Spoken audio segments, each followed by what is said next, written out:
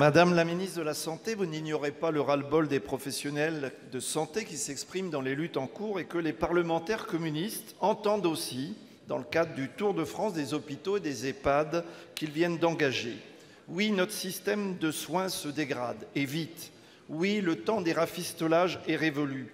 Ce n'est pas non plus nous qui vous contredirons sur les exigences de prévention, ce qui pose aussi la question de la santé au travail, que les gouvernements successifs ont mis à mal, ou la nécessité de réévaluer les formations médicales, mais encore faudrait-il donner aux universités les capacités d'accueil. Une réforme d'ensemble, oui, mais quelle réforme et avec quels moyens? Depuis 10 ans, ce sont au moins 7 milliards d'économies à marche forcée qui ont été imposées à l'hôpital public, au moins 1,4 milliard dans votre seul budget de la sécurité sociale pour 2018, plus 2,3% de progression, alors que les besoins sont estimés à plus 4,5%. Dans ces conditions, l'enveloppe annoncée de 100 millions d'euros en même temps qu'une nouvelle ponction sur les tarifs à l'activité est vécue comme une aumône, voire une insulte, par le monde médical et les personnels soignants, confrontés au toujours faire plus avec toujours moins.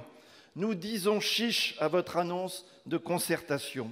Nous ne manquons pas de propositions pour construire ou reconstruire un service public territorialisé et coordonné de santé, avec tous les acteurs de santé élus concernés, plutôt que de déréguler le droit du travail à l'hôpital public ou mettre le privé sur le même plan que le public, comme vous l'annoncez.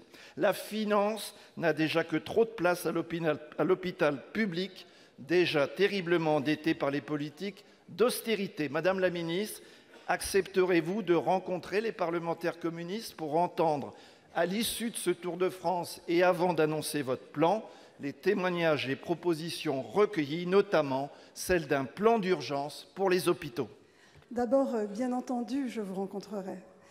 Bien entendu, car cette concertation, elle doit concerner évidemment tous les citoyens, les élus, les professionnels, mais les élus de territoire sont les premiers concernés par les modifications aujourd'hui du système de santé et la difficulté d'accéder à des soins de qualité. Alors vous l'avez dit, la situation financière des hôpitaux s'est beaucoup dégradée. Elle devrait aujourd'hui friser le milliard de déficit consolidé en 2017. C'est donc un doublement par rapport à l'année précédente et c'est lié à une stagnation de l'activité des hôpitaux. La régulation de nos dépenses de santé aujourd'hui, qui est fondée sur l'activité des établissements de santé, ne permet pas d'amortir les diminutions d'activité et le virage ambulatoire. Il nous faut donc donner des leviers aujourd'hui aux établissements pour adapter leur rôle aux évolutions des besoins, notamment face à l'émergence des maladies chroniques, face aux besoins de prévention, face à la difficulté de trouver un médecin dans les EHPAD, par exemple. Pour cela, le Premier ministre l'a annoncé, nous avons décidé d'une transformation globale et cohérente de notre système de santé et nous débutons une concertation. Nous allons essayer de mieux articuler la médecine de ville et la médecine hospitalière avec des tarifications au parcours de soins, développer des organisations innovantes, incluant le médico-social. Vous l'avez dit, monsieur le sénateur, le temps des rafistolages est révolu. Nous lançons 5 chantiers de concertation sur les organisations territoriales, sur les ressources humaines, sur le numérique, sur la tarification, sur la pertinence des actes. Et tous les citoyens de ce pays seront amenés à donner leur avis sur une plateforme en ligne, en dehors évidemment des concertations territoriales que nous débutons à la fin du mois. Je vous remercie. Merci.